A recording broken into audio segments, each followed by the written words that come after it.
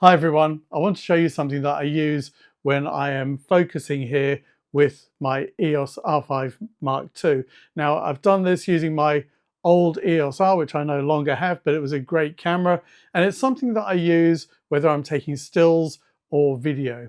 Now sometimes I'm using the camera like this, particularly if I'm videoing, and I can choose my AF points, my autofocus point, just by tapping on the screen.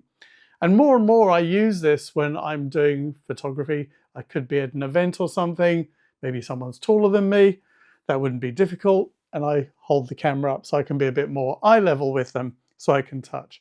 But what if I've got it up to my eye here using the viewfinder and I want to select a point? And there's lots of different ways I can use AF autofocus things, but there is one thing that I quite like doing, and that is being able to use the screen here like a touchpad. So I've got it up to my eye, and then I can use my thumb to move the selection point around.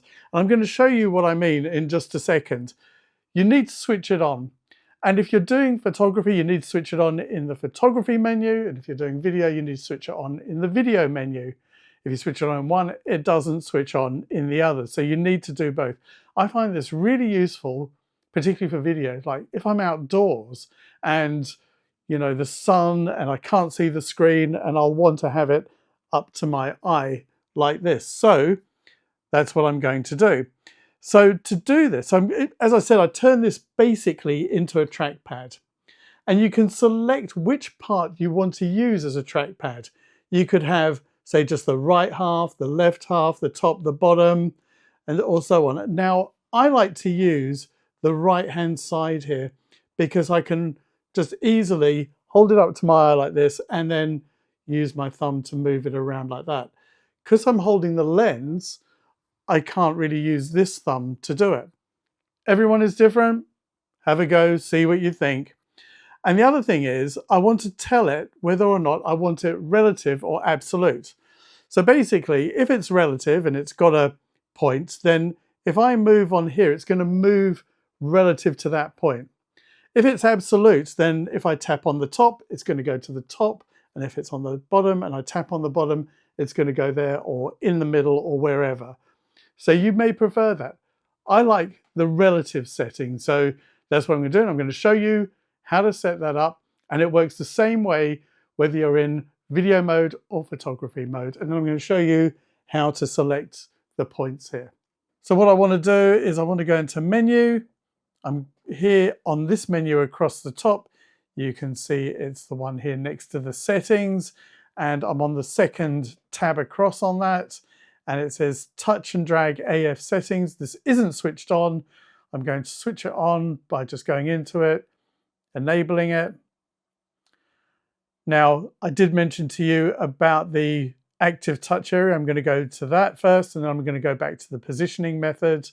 So let's just go to here, and you can see I said I use the right-hand half of the screen.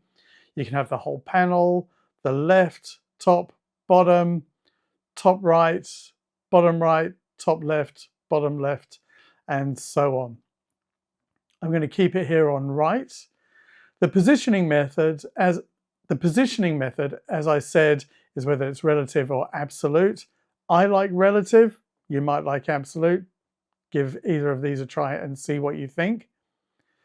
And you've also got the sensitivity. Now, you can only go up or down one notch. I'm quite happy here on 0, which I think of as neutral. But if you need to slow down the sensitivity, knock it down to -1. If you need to increase it, you can put it up to +1 here. Okay, so that's what we've got. I'm now good to go. It's exactly the same over in the video mode. Let me just switch over to that. And you'll see here on the same menu, this is switched off. If I switch it on, it's all exactly the same settings. And on that, you can then see when I use it, it's a circle for moving it around. So in photo mode, you can see I'm moving it around here with my thumb. It's a square. In video mode, it's a circle. I can then focus. That was already in focus there. If I was to go to here and focus on that, you can see I can easily select what I want. Let's come back down here to these biscuits, which I have to say are delicious. There's none in here. I have eaten them, but I have shared them, not just me. So there you go. So by using your thumb or your finger or however you want to do it, you can select it. So I'm just moving it around with my thumb. You can see the circle when I'm in video mode and it selects that.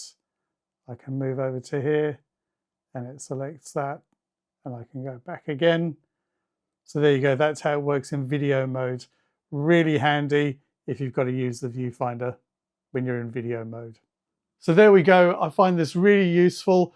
By the way, if you do use custom modes and you have set and registered them, then it will remember what you chose. So that's also quite useful as well. If you haven't used custom modes, I've got a video on that.